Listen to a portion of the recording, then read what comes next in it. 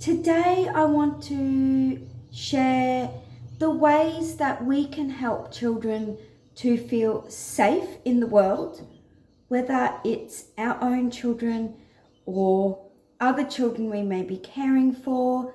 Safety for children is not just about the physical ways that they feel safe, like being protected from a thunderstorm or something scary like a spider or a snake.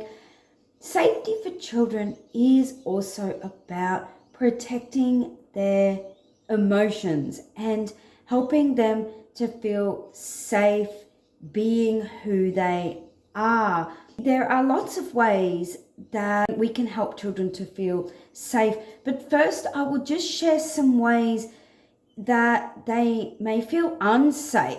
Some of the things that make children feel unsafe are yelling at them, smacking them, and them getting into trouble or not accepted for the ways that they express themselves, the mistakes they make, the things they say, the way that they treat other people and are learning.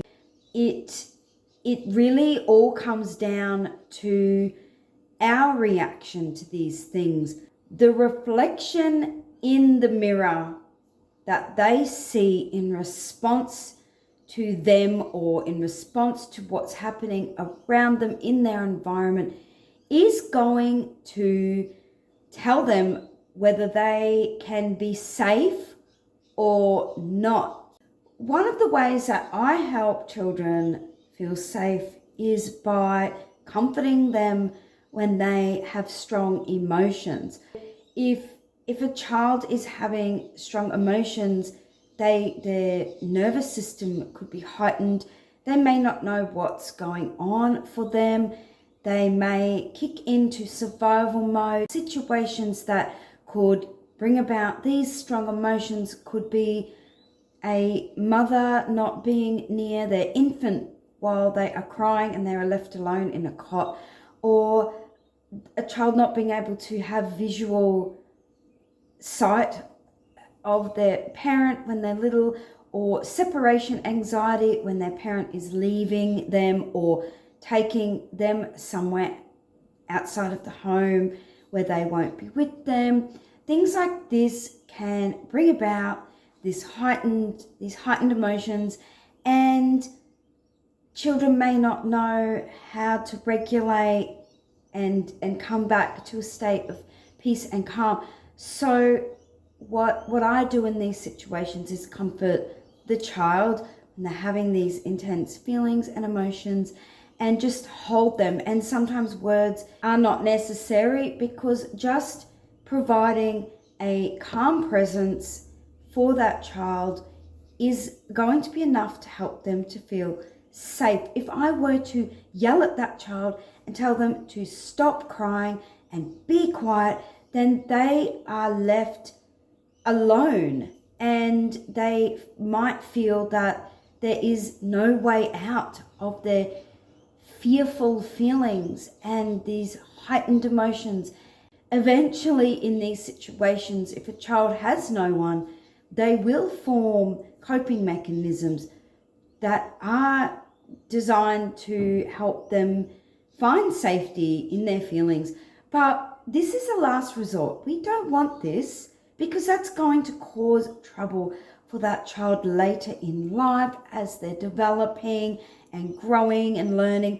We want to be able to regulate these young children's emotions for them, bring them back into a state of safety, because this is actually going to teach them how to find this safety themselves later in life in a much more healthy way. Another way that I help children to feel safe is by letting them express themselves.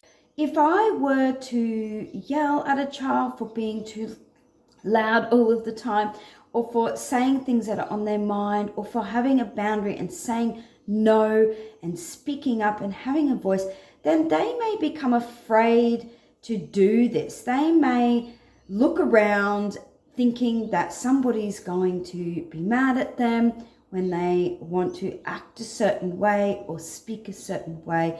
So what I do is, if a child is playing a certain way or expressing themselves a certain way, if I feel like they might be watching me, then obviously I'm not going to give them the reaction that they are anticipating. I'm just going to let them play. Some children in my care have said a swear word, and I know that they're just saying this because they've heard it somewhere else. They're not actually older people that are being violent and aggressive to somebody and swearing and threatening them. They are just repeating a word. So I often won't react to this because I know they're doing no harm. They're not going around saying it to everybody. They've just slipped up and they've said it, and I tend to ignore this. So this can help children to feel safe, knowing that if they make a mistake, they say something that they may think they're not allowed to say, if I don't give that strong, harsh reaction, then they're not going to feel worried and unsafe. I accept children for who they are in the way they express themselves. This is a big safety thing, because when a child's not accepted for the way they are and the things they like and the things they say, then they're not going to have that sense of safety and trust to share things personal to people close to them, like their parents or a loved one. They're going to keep that inside, bottled up. And to me, that's not very safe, because keeping things in, it's just going to lead to them coming out in unhealthy ways later in life. I find that safety for children comes in having that close, supportive network, whether it's one parent or two parents or a caregiver, somebody that they know that is not going to judge them and be mad at them for having feelings, having thoughts, having opinions, making mistakes.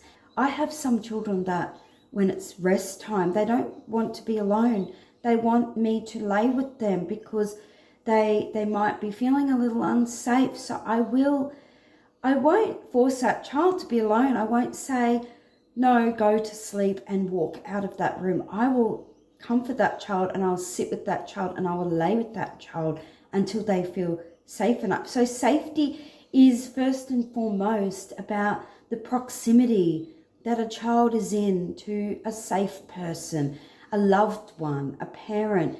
And if they can feel that they have this physical and emotional connection and proximity to someone, and they know they're cared for, and they know that they're not alone, then this is going to enrich that child's life, and it's going to promote well-being as they grow up and develop, and they're going to have more chance of feeling safe in the world. Love to all. Bye.